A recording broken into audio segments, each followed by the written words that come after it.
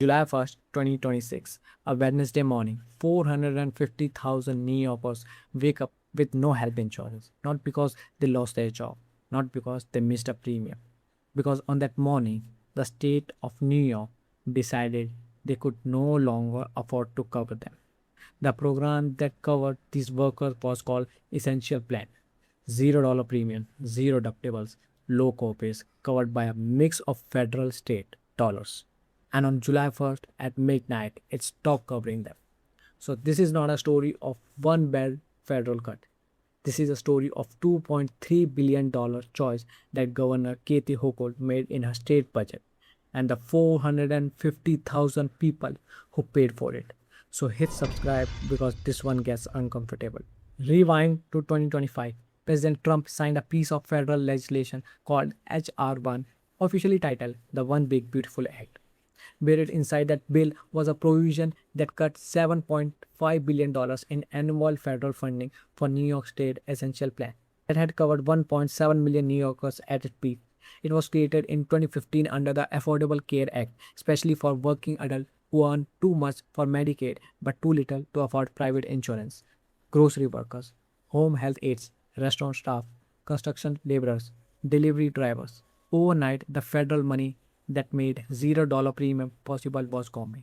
The Congressional Budget Office estimated HR 1 would stripe health coverage from 17 million Americans nationwide.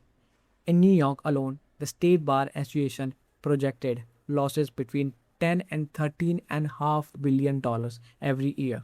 When the law is fully implemented, which meant Governor Hochul had a decision to make fast. Hochul's administration went Washington and asked Trump administration for a compromise. The request was simple. Let New York revert the Essential Plan Act to its older, smaller form called the Basic Health Program. That would preserve coverage for about 1.3 billion New Yorkers, but it would leave 450,000 people out.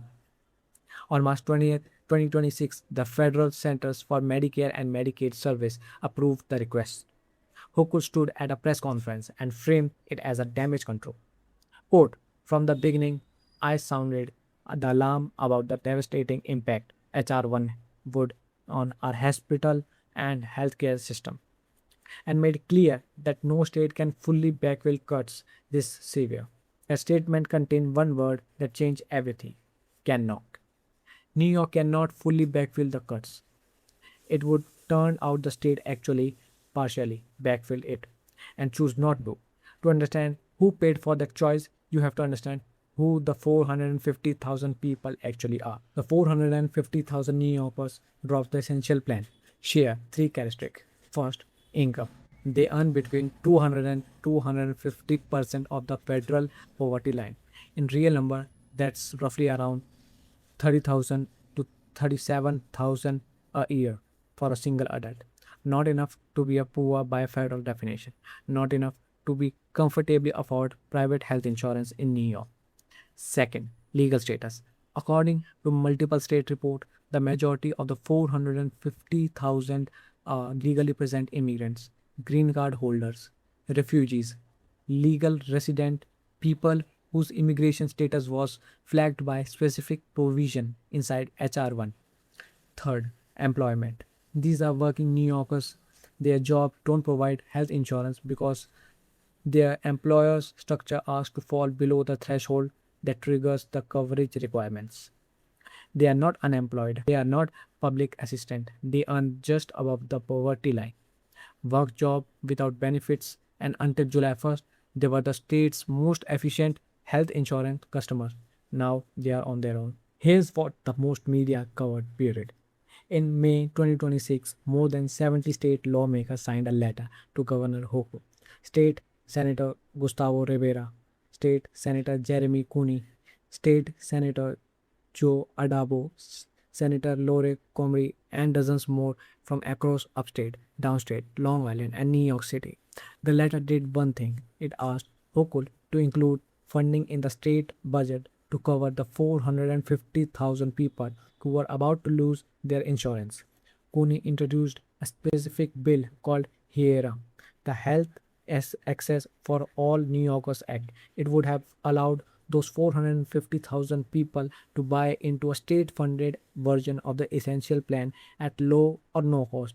The estimated annual price tag between 2.3 and 3.5 billion dollars. Governor Hochul response, the lawmakers' letter came in the form of the state budget she signed. The funding was not included. The bill did not pass. The 450,000 people did not get coverage. On July 1st, it came. Here's the number nobody in Albany want you to see. According to analysis by the Empire Center for Public Policy, the state actually had access to $9 billion surplus money accumulated from the years of past federal essential plan overpayment. That surplus could have been exactly fund exactly this type of gap coverages. $9 billion in a reserve, a $2.3 billion cost to cover 450,000 people. That is not an impossible math problem. That is a choice. New York State total 2026 budget was over $227 billion. Covering these 450,000 New Yorkers would have added roughly 1% to that budget, or maybe less than the 1%. But covering them would also have committed that the state to funded a program that was originally designed to be a federal. It would have set a precedent. Every future federal cut would have landed on a state's shoulder. That's Hochul's calculation. She protected the state's long-term budget position. She let 450,000 New Yorkers become uninsecured. Both of these sentences are true. So here's where the New York stands right now. A federal cut of $700.5 billion in annual funding. A state surplus of $9 billion sitting in reserve. A $2.3 billion cost to protect 450,000 people. And a governor who chose to protect the budget instead of the coverage. To be fair, Hochul is right that no state can fully backfill federal cuts of the scale. That is true. What she did not to say is that she had the money to at least partially backfill it, and she chose not to. Meanwhile, 70 state lawmakers signed a letter that went nowhere. A bill called HERA sat on a desk without a vote. 450,000 people lost a coverage that has been promised. That is not a broken federal system. That is a state budget decision made by one office and money that was available. So let me know in the comments. Is Hochul is right that to protect the state budget for a long haul, or should the $9 billion surplus gone to the 450,000 people who need it right now? Hit like, subscribe, ring the notification bell, and stay informed, stay engaged, and never stop asking who really pays the bill.